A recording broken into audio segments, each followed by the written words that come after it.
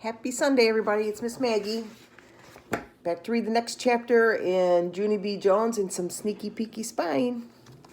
So we're at chapter 5 called Sickish. Mrs. didn't see me. That's because I hided behind the water fountain speedy fast. And guess what? She had a man with her. And I never even saw that guy before. Hey, who the heck is that? I said to just myself.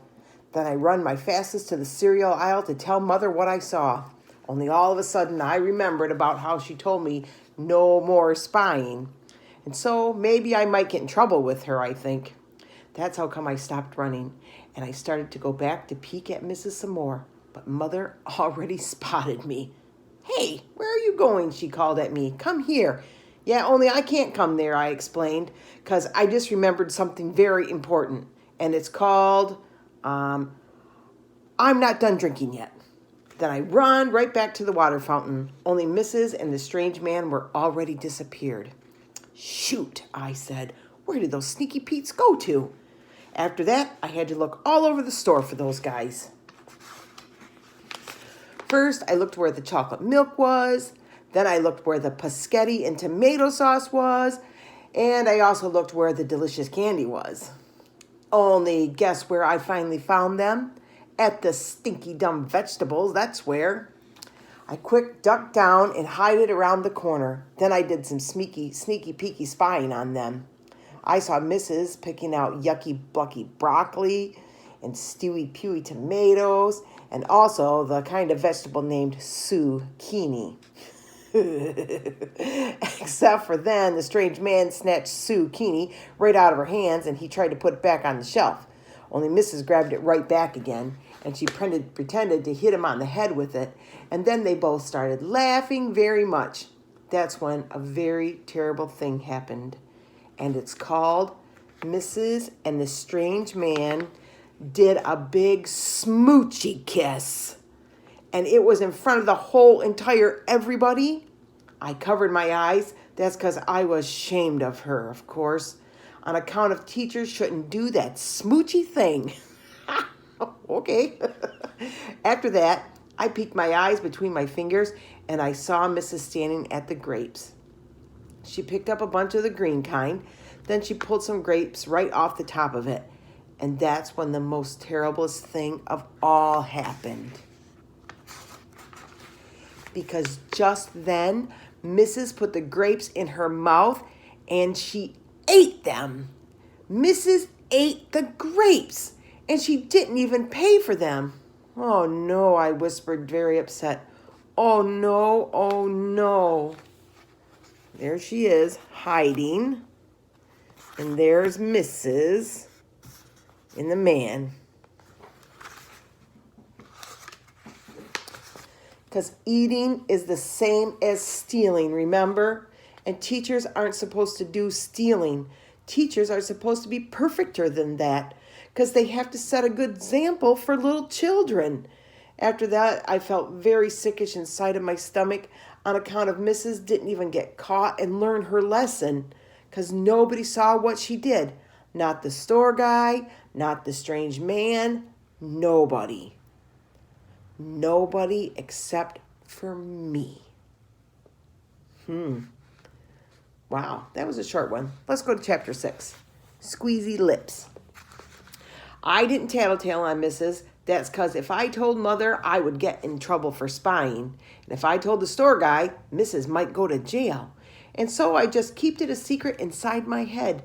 Because nobody can see secrets inside your head, not even if they look in your ears.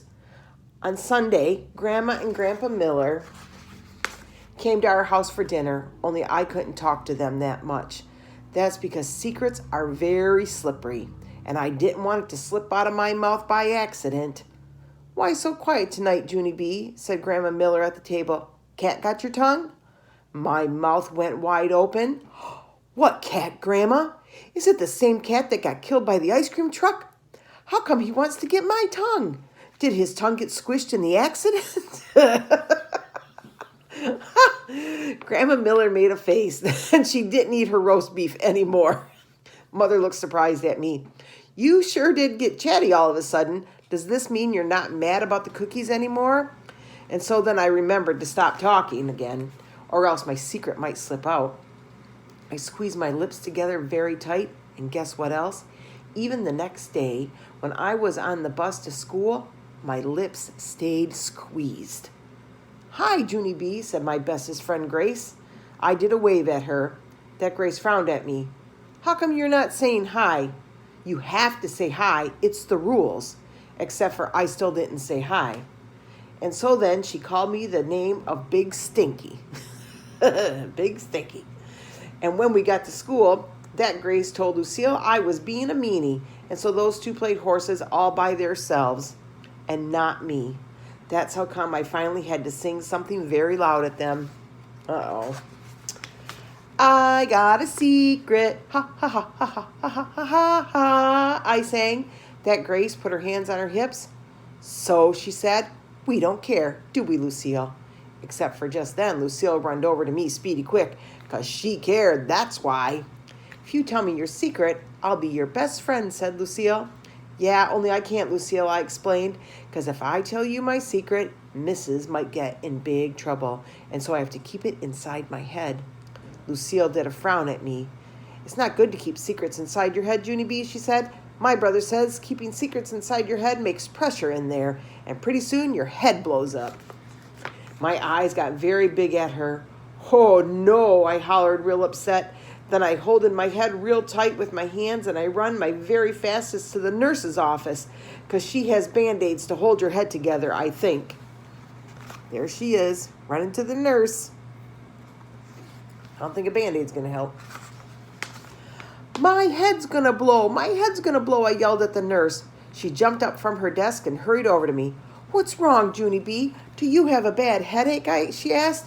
"No, I have a bad secret. It's about Mrs., only I can't tell anybody, and now there's pressure in my head and I need a Band-Aid, or else it's going to plode." The nurse said, "Calm down," to me. Then she put a Band-Aid on my head, and me and her went to the principal's office. Principal is the boss of the school. Me and him know each other very good. I bet they do. That's because I keep on getting sent down there, and so now I'm not even afraid of that guy. Oh, boy. Principal sat me in the big wood chair. "Good afternoon, Junie B." He said, "What's the trouble today?" "Good afternoon," I said back. "My head's going to blow." Principal frowned his eyes at me. "Why do you think that?" he asked. I did a little bit of squirming, 'cause I got a secret in there, that's why, I said. Principal sat down at his big desk. He folded his hands. "Maybe if you tell me your secret, I can help you," he said. "Yeah, only I can't talk," I told him. "But I thought you and I were pals," he said. "We are," I said. "I'm not even afraid of you." Principal did a chuckle. "Good," he said. "That's good. Then why don't you tell me what's bothering you?" 'Cause that's when I did a huffy breath at him, 'cause the guy wasn't listening to me, of course. "Yeah, only I already said I can't talk, remember that? 'Cause if I talk, then I might accidentally tell you that my teacher stole the grapes at the grocery store, and then she might have to go to jail, and so that's how come I just have to keep a secret inside my head, and that's all." I smoothed my skirt. "The end," I said. Then I squeezed my lips together very tight, or else my secret might slip out. Only guess what? I think it already did. Here we go. That's the end of Chapter 6.